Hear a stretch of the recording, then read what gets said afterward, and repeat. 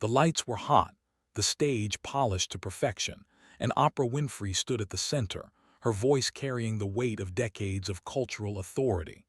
She looked over the crowd with that familiar confidence, the kind that once made living rooms across America feel like sanctuaries. Her lecture was meant to be another masterclass in inspiration. And then she said it, the sweeping line that hung in the air like gospel. "At the end of the day," Oprah declared, her tone measured and absolute, "those who criticize from the margins simply lack the vision to lead." The words rippled across the audience. Some nodded in reflexive agreement, entranced by the cadence. Others shifted uneasily, sensing a sharp edge buried in the velvet tone. On the live stream, the chat slowed for a beat, almost as if viewers were stunned into silence. The claim was bold, almost dismissive, and it seemed untouchable coming from her. But then came a voice, clear, steady, and utterly unafraid. Jasmine Crockett leaned forward, her presence commanding though she hadn't been given the stage. She didn't raise her voice. She didn't need to. The calm precision of her words cut sharper than any shout. "Or maybe," Crockett said, her eyes locked on Oprah, "those at the margins have the clearest vision of all, because we're the ones who have had to fight just to be seen." The room froze. Gasps broke the silence like air rushing back into lungs. A few cell phones shot up instinctively, cameras flashing as if history had decided to reveal itself in real time. The live chat, dormant only moments before, erupted into chaos, thousands of comments streaming by in a blur. "Did she just say that? Oh my God, she ended her. Replay this now." Oprah's smile faltered. It wasn't a collapse, not yet, but the shift was visible. For the first time in the evening, the balance of power on that stage tilted, however slightly, away from her.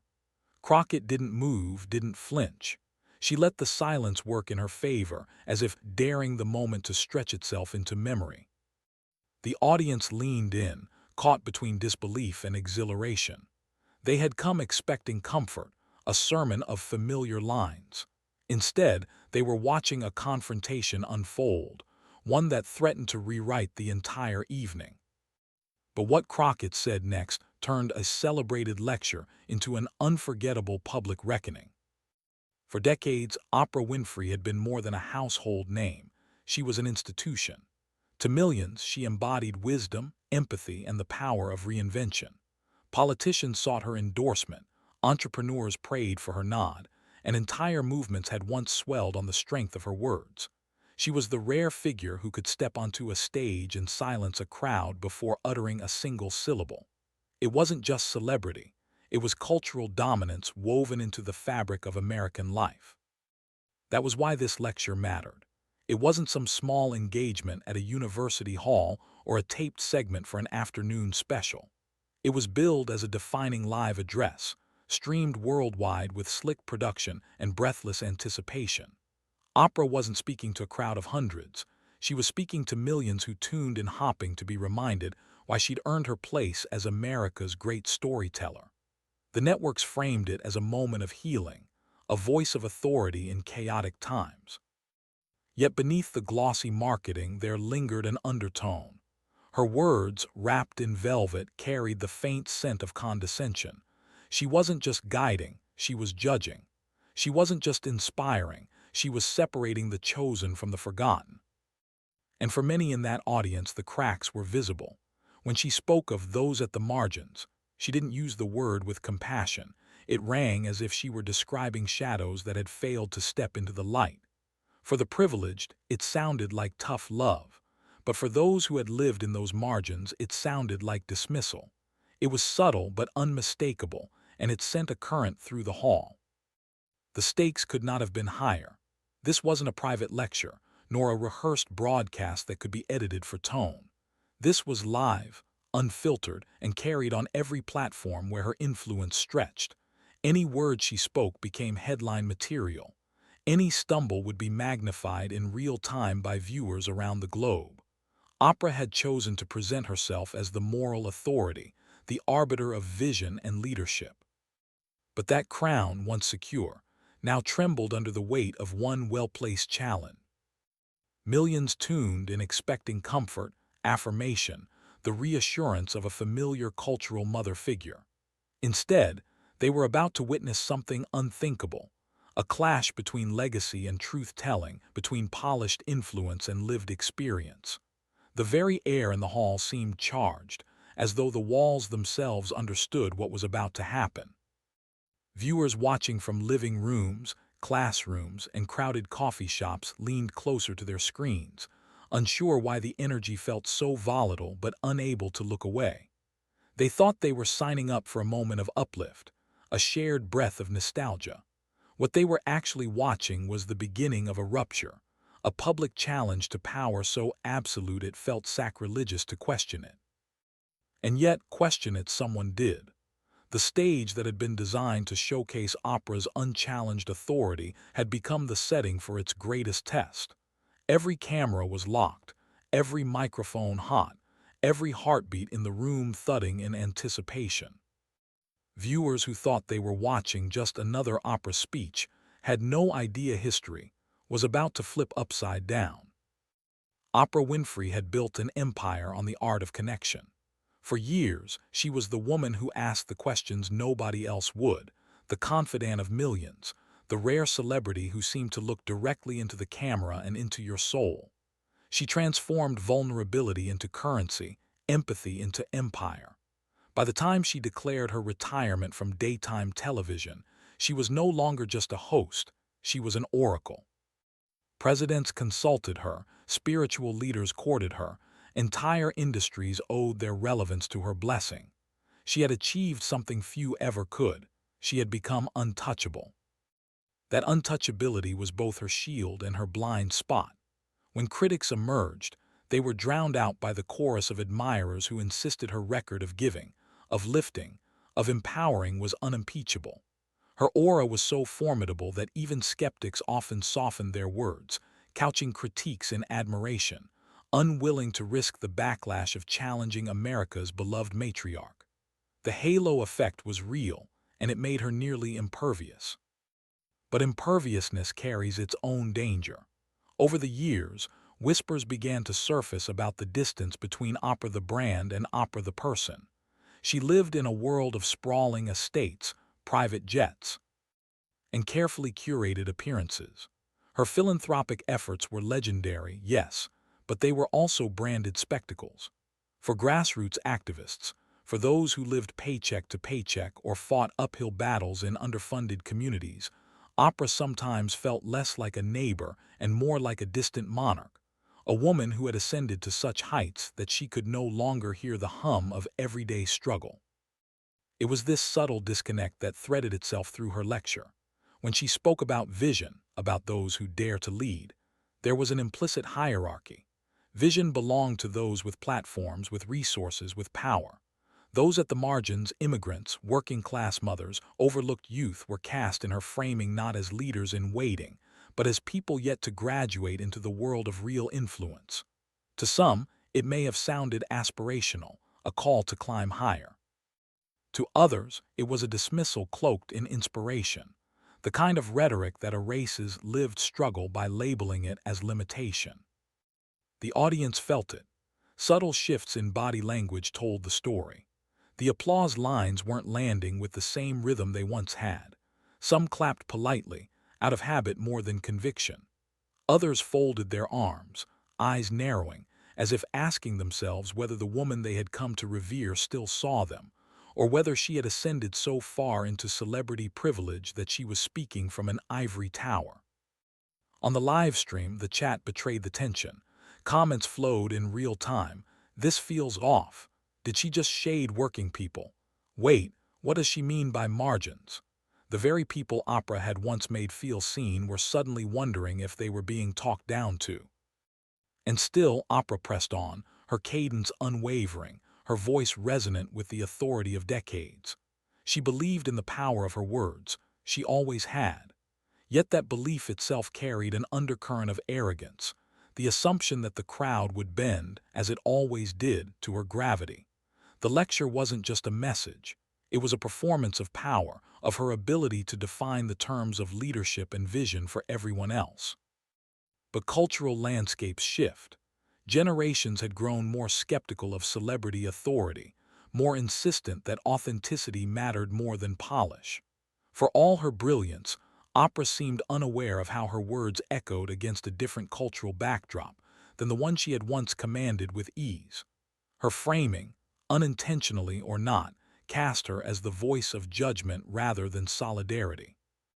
The tension grew heavier with each line. It was the kind of tension that doesn't explode immediately, but coils tight, like a spring waiting for release. The room was caught between reverence for the legend before them and unease at the disconnect bleeding through her polished prose. It was as if they were watching two operas at once, the one they had loved for decades, and the one who now spoke from a pedestal too high to touch the ground. And just when the room seemed locked into her orbit, a single voice dared to break through. Jasmine Crockett's story didn't begin under the hot lights of a stage or the clicking shutters of a press line. It began in the unpolished corners of America, in neighborhoods where opportunity wasn't handed out like a ticket but had to be chased down, defended, and fought for. She came from the kind of place where resilience was not a choice, it was a survival skill. Raised among working people, she saw firsthand what it meant to stretch a dollar, to endure systems that too often looked past families like hers, and to find pride not in perfection but in perseverance. From her earliest years, service was less a calling than a necessity. She watched parents and neighbors grind through double shifts, fighting not just for paychecks but for dignity. She saw friends stumble against barriers of race, class, and access, and she absorbed the lesson that silence was complicity. It was this soil, rocky, demanding, yet fertile, that grew her voice. That voice didn't aim for eloquence alone, it aimed for truth. And truth, to Jasmine Crockett, was never negotiable. When she entered public life, she didn't come draped in polish or backed by wealth. She carried scars and stories, both her own and those of the communities she represented. She knew what it was to be underestimated, to be told her role was to listen rather than speak, to stay in the margins Oprah's lecture seemed so eager to define. But instead of shrinking, Crockett sharpened. In every courtroom, in every chamber, in every debate, she became known as the voice who cut through theatrics with surgical precision. Colleagues and opponents alike learned that Crockett did not rattle. Where others filled air with bluster, she anchored herself in clarity. Where adversaries raised their voices, she steadied hers, letting composure do the work of conviction. She did not swing wildly. She landed blows with purpose, one fact, one truth, one challenge at a time. And it was this steadiness, this refusal to perform, that made her a figure people trusted. They saw in her not the shine of celebrity but the grit of authenticity. Her reputation grew not because she chased headlines, but because headlines chased her. Time and again, she was the one who asked the uncomfortable question, who interrupted the performance to demand substance. She was not afraid to call arrogance by its name, whether it wore the suit of a politician or the polish of a billionaire. Every time someone tried to dismiss her, she answered with persistence. Every attempt to silence her only amplified her resolve. But Crockett's strength wasn't only in confrontation. It was in the compassion that fueled it. She never separated the fight from the people she fought for. To her, arguments weren't abstractions, they were lifelines. A budget line wasn't just numbers, it was whether a child had food in the morning. A policy wasn't theory, it was whether a family could keep their home. That lived connection meant she never spoke for the sake of spectacle. When she rose to speak, it was because silence would have betrayed someone who couldn't afford to be ignored. This is why, on the night of Oprah's live lecture, Crockett was uniquely equipped to pierce through the aura of untouchability. Oprah's framing of the margins wasn't abstract to her, it was personal. She had lived in those margins. She had fought her way through them. She had carried their voices into spaces designed to exclude them. To hear them dismissed, even subtly, was not something she could let pass. For every person in that audience who shifted uncomfortably at Oprah's tone, but stayed silent out of reverence, Crockett became the vessel of what they wished they could say. Her courage wasn't spontaneous. It was forged over years of being told to wait her turn, of being talked over, of being underestimated. She had learned that waiting one's turn in systems stacked against you meant your turn would never come. And so she took it, not with arrogance, but with the unshakable conviction that justice doesn't arrive politely. It arrives when someone dares to demand it. On that stage, Oprah's wealth and legacy loomed large, but Crockett's presence carried a different kind of authority. She had nothing to prove to the elite, and everything to prove to those watching at home who wondered if anyone would ever dare to push back. She was not dazzled by Oprah's resume, nor cowed by her influence. She saw not the billionaire, but the message, and when that message faltered, she knew exactly how to strike. In her, the audience saw their own reflection, a voice unafraid to challenge power, not for attention, but for truth. And in that moment, the stage was no longer a place where celebrity reigned unopposed. It became an arena of accountability. No one knew it yet, but Crockett's life story had forged the exact words that would unravel a billionaire's carefully built lecture. Oprah did not retreat. If anything, she straightened her posture, tilted her chin, and wrapped her words in that signature cadence that had commanded audiences for decades. With a smile that carried both grace and warning, she brushed aside the interruption as though it were an unruly ripple in an otherwise calm sea. "Perspective is important," she said, her tone firm but polished. "But leadership is about rising above personal grievances. Not everyone has that capacity." It was subtle, but the message was clear. Crockett's challenge was being reframed as petty, as the outburst of someone unprepared for the higher ground of vision. The audience shifted. A few nodded reflexively, clinging to the comfort of Oprah's authority. But others hesitated, their eyes darting toward Crockett, wondering if the young Congresswoman would stay quiet after such a genteel dismissal. She did not. Crockett leaned forward again, her voice steady, her words precise. "With all respect," she replied, "it's not a grievance to name reality. Vision without accountability is just performance, and performance doesn't put food on a family's table." The words landed with weight. A low murmur swept through the hall, the kind that precedes either eruption or collapse. Oprah tried to press on, pivoting toward a broader message about empowerment, but Crockett's counter had already sliced through the glossy veneer. Every phrase Oprah delivered now carried an undertone of defensiveness, as though she were trying to reassert control over a moment that refused to bend back into shape. Crockett, however, was unflinching. Each time Oprah painted with broad strokes, "True leaders don't dwell in limitation. Strength is measured by those who rise above," Crockett countered with precision. "True leaders don't ignore the people they claim to uplift," she interjected once, her voice calm but her gaze unwavering. Another time, when Oprah spoke of transcending struggle, Crockett responded, "For some, struggle isn't a phase to transcend. It's a system they're forced to survive every single day." The tension was palpable now. Side glances darted across rows of seats. Some whispered, others froze in awe. The room had become divided, not by ideology, but by shock.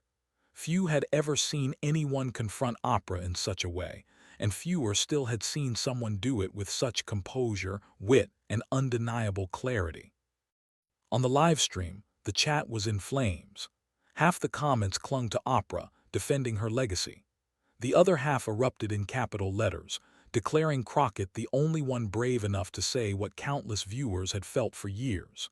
Emojis, hashtags, exclamations flew across screens, transforming the confrontation into a digital battleground in real time. Oprah's smile began to strain. Her voice, still powerful, carried a flicker of urgency.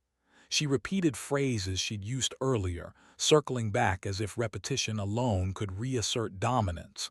But the repetition only underscored her unease. She was rattled, and everyone in the room could feel it. Crockett, by contrast, seemed almost effortless. She didn't raise her voice, didn't match energy with energy. She simply waited for openings and slid truth into them like a blade slipping between armor. She didn't grandstand, she dismantled. And with each quiet interruption, Oprah's certainty frayed. The audience was caught in the gravity of it all. They had come expecting a lecture that would reaffirm what they already believed. Instead, They were witnessing an unscripted duel, a battle between legacy and lived truth, between performance polished by decades and authenticity sharpened by survival. By now, no one was looking at their phones, no one was distracted. All eyes were locked on the exchange, on the tension that thickened with each traded line. Oprah, for all her presence, was no longer untouchable, and Crockett, for all her restraint, was no longer ignorable. The exchange was tense enough, but the true mic drop was still to come. The room was already taut with anticipation when Jasmine Crockett leaned forward, the weight of silence pressing on every corner of the hall. She did not rush. She let the tension breathe, let the audience feel the gravity of what was about to happen. And then, with a calm that felt more commanding than any shout, she began. "You say those at the margins lack the vision to lead," Crockett said slowly, each word deliberate. "But those margins are where America's story is written. It's the immigrant mother working 3 jobs. It's the black father navigating systems designed to break him. It's the student with 2 shifts and no health insurance.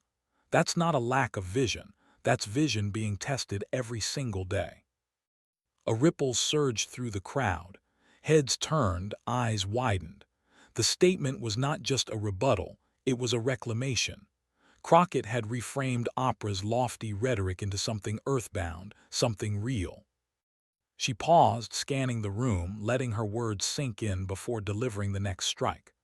When you live without struggle, it's easy to confuse comfort with clarity. But struggle sharpens clarity. Struggle is what teaches you where justice is missing, where leadership is needed most. And if we ignore those voices, if we dismiss them as not ready, then we're not leading, we're performing. The gasps were audible now. Even those who had clung to Oprah's authority felt the sting of Crockett's truth. Cameras flashed, recording the unthinkable, a titan being openly, fearlessly challenged. On the live stream, comments flew so fast they blurred into a blur of capital letters. "She's right. OMG SHENDEDOPRAH. This is history." Oprah tried to smile, her hands clasped tightly as though bracing against the storm. But Crockett wasn't finished. She leaned back slightly, her voice steady but gaining intensity, her rhythm deliberate and building.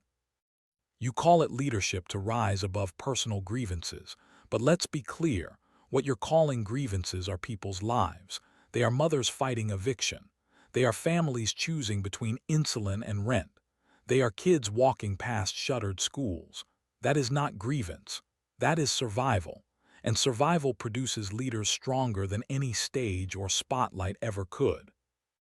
The audience erupted, half gasping, half cheering. Some clapped despite themselves, others whispered in disbelief. The divide was gone. The room was no longer united around Oprah's lecture but transfixed by Crockett's unshakable conviction. She took another pause, letting the applause and murmurs subside. Then, with precision, she delivered the line that seemed to crystallize everything. "Leadership is not defined by who has the microphone. It's defined by who dares to speak truth when the microphone isn't offered." A sharp inhale swept across the hall. Oprah's eyes flickered, her smile faltered for a fraction of a second, and the cameras caught it. The billionaire, the untouchable, looked unsettled. Crockett pressed forward, her tone measured, her emphasis now unmistakable. "I know what it's like to be underestimated. I know what it's like to be told, 'Wait your turn,' to be silenced in rooms where decisions about our lives were being made. But here's the truth. When you've lived in the margins, you don't wait, you fight. You carve your place, not for recognition, but because your community's survival depends on it. That's not weakness. That's the purest form of leadership this country has ever known." The hall erupted again. Some people rose to their feet, clapping, shaking their heads in disbelief. The live stream exploded, "She's speaking for all of US. This is why we love her." Mic drop. Emojis flooded the chat, fist bumps, fire symbols, hearts. Crockett's words weren't just cutting through Oprah's lecture. They were resonating beyond the room, validating millions who had felt unseen. Oprah held her smile now, but it was tight, almost brittle.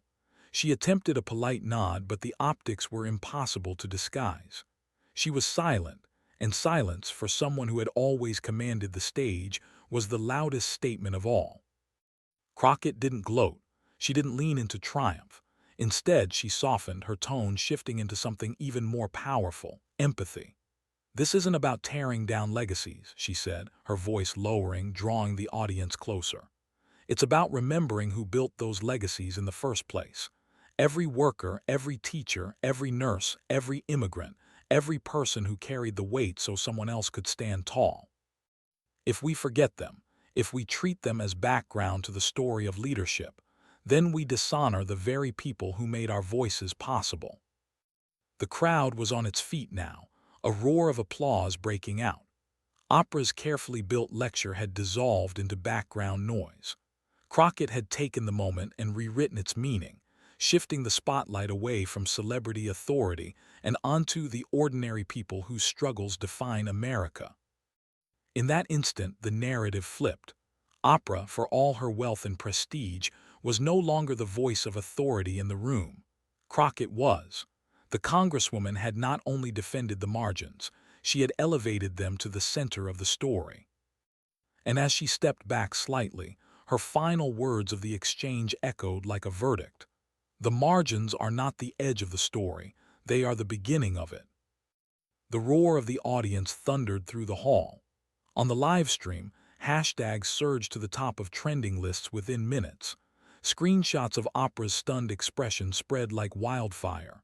Clips of Crockett's lines were clipped, captioned, shared at dizzying speed. Oprah's smile, now fixed but hollow, told the whole story. The damage was done. Her lecture would not be remembered for its message, but for the moment it was dismantled, calmly, surgically, and unmistakably, by a voice she had underestimated. But the impact of that moment would not end in the room. It was about to ripple worldwide.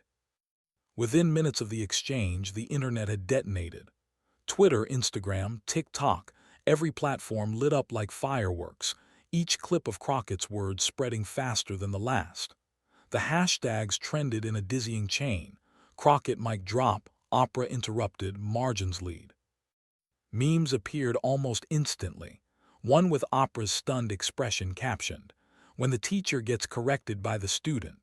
Another showing Crockett superimposed on a superhero poster, her words emblazoned across the sky. Commentators jumped in with lightning speed. Influencers who usually avoided politics suddenly posted reaction videos, mouths wide open, replaying Crockett's takedown with captions like, "This is what speaking truth to power looks like." Late-night hosts couldn't resist, queuing up side-by-side clips of Oprah's lofty monologue and Crockett's piercing rebuttal. The audience laughter in the studio mirrored the digital echo chamber online. Something seismic had just shifted. And then came the endorsements. Progressive celebrities amplified the moment, actors, musicians, athletes posting clips with fire emojis and quotes from Crockett's speech. "This is leadership," one tweeted. Another wrote, "Finally, someone said it." Even a few establishment figures, careful with their words, acknowledged the impact. The Congresswoman's comments remind us who leadership is really for. Every retweet, every share pushed Crockett higher into cultural orbit, her words crystallizing into something larger than a debate. They became a rallying cry. Meanwhile, Oprah's defenders scrambled. Loyal fans rushed to reframe the narrative, insisting her legacy could not be overshadowed by one dramatic interruption. But even their voices were drowned out by the tide. The energy had shifted, and for the first time, Oprah's authority was being openly, publicly questioned on a massive scale. Not in hushed conversations or think pieces, but in viral soundbites replayed across millions of screens. Podcasts dedicated emergency episodes. Twitter Spaces ballooned into thousands of listeners debating what it meant. Was this a generational shift? A confrontation between celebrity power and grassroots authenticity? Pundits on cable news dissected the optics, the timing, the symbolism of the moment. Some argued it was an overdue correction. Others warned it was dangerous to challenge icons.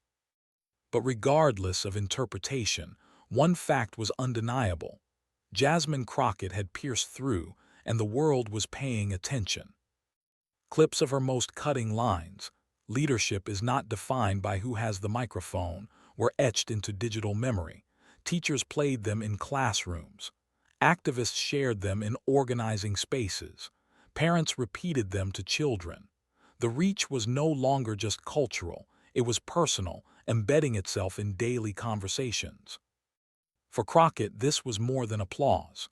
It was validation of everything she had lived for, the proof that ordinary struggles, spoken aloud, could carry more weight than the grandest stage. She had not just challenged Oprah, she had reminded millions that their survival, their grit, their voices mattered. And yet, beneath all the laughter and applause, there was a deeper truth Crockett wanted everyone to hear.